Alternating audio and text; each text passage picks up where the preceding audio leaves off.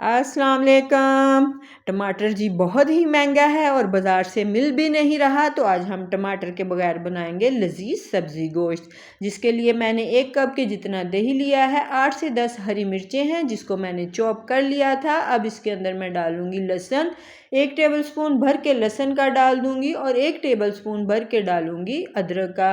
Fresh कुटा हुआ अदरक लहसुन है। फिर इसमें मैं डाल दूंगी लंबी कटी हुई अदरक। 2 टेबलस्पून के जितनी लंबी कटी हुई अदरक डाल देंगे। 1 अदद प्याज डालेंगे स्लाइस की हुई। फिर इसको मैं करूंगी मिक्स दही के अंदर। अब मैं इसके अंदर डाल दूंगी हाफ टी स्पून के जितनी हल्दी।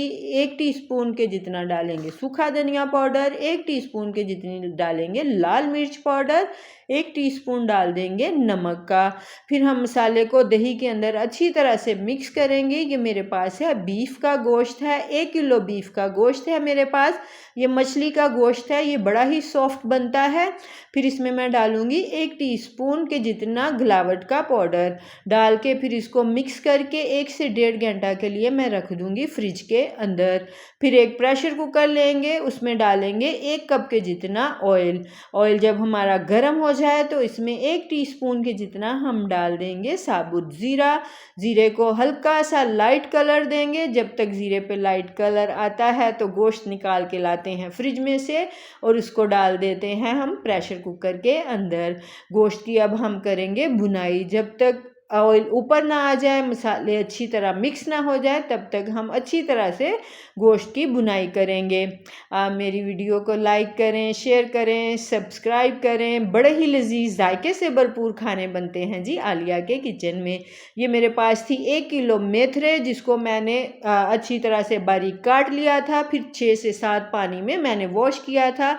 सारी मिट्टी निकल जाए जब तक आपने इसको वॉश करते रहना है। तमाम मेथरे हम डाल देंगे प्रेशर कुकर के अंदर। गोश्त के साथ अच्छी तरह से हम मिक्स करेंगे। फिर इसमें मैं डाल दूंगी 1 गिलास के जितना पानी।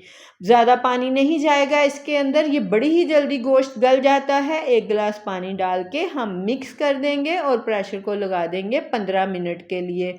15 मिनट के बाद हम प्रेशर का ढक्कन उठाएंगे। गोश्त हमारा गल चुका है। अब हम करेंगे मेथी और गोश्त की भुनाई। अच्छी तरह से हम भुनाई करेंगे जब तक कि ऑयल ऊपर ना आ जाए, तब तक हम मेथी और गोश्त की भुनाई करते रहेंगे। कुछ लोग मेथी और कुछ मेथरे बोलते हैं। अगर घर में टमाटर नहीं है तो टमाटर के बगैर भी बड़ी ही लजीज डिशेस बनती हैं आपके किचन में। तो आप बगैर टमाटर के आज हमने बनाई है मेथी गोश्त, मेथरे गोश्त।